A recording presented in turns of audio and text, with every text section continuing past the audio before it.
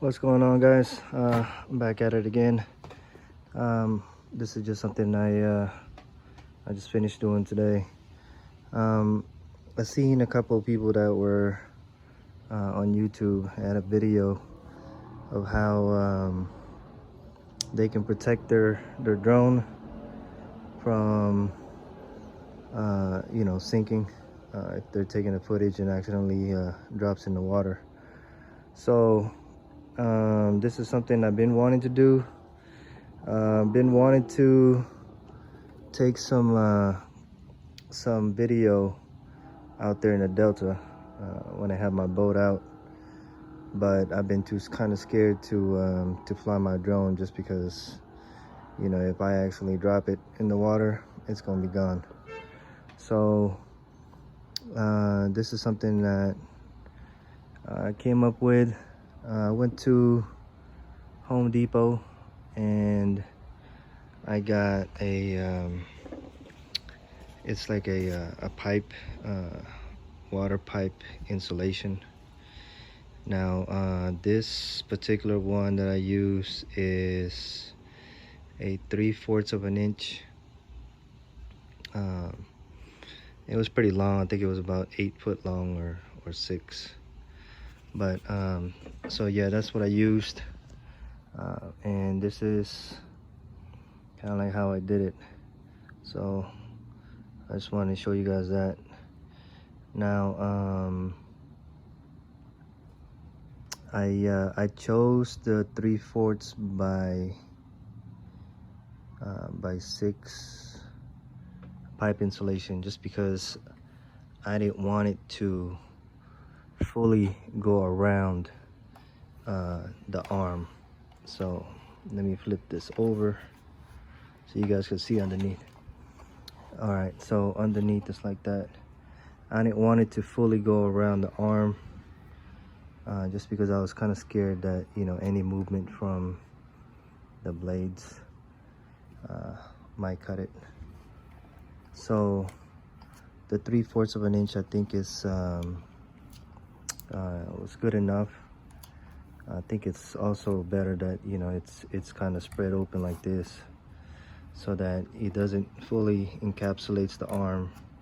It makes it thicker. So that's the way I did it. Now this is on my GhostDrone 2.0. Wanted to show you guys this too. So when I put this one on the legs, you could see there's just barely any room right there for the blade to rotate on. So I made sure I put the zip tie right where the blade is, kind of pushing it. Now if you wanted to maybe add another zip tie right here, around here at the bottom, that would be great too. I think that's probably something that I'm gonna do a test flight on it first, and then, you know, if it does get in the way too much, now I'll probably add another zip tie to it. Let me see.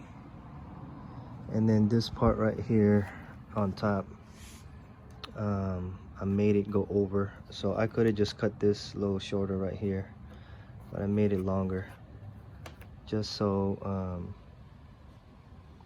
I think if you were to drop this in water, that, you know, some additional foam would help keep it afloat.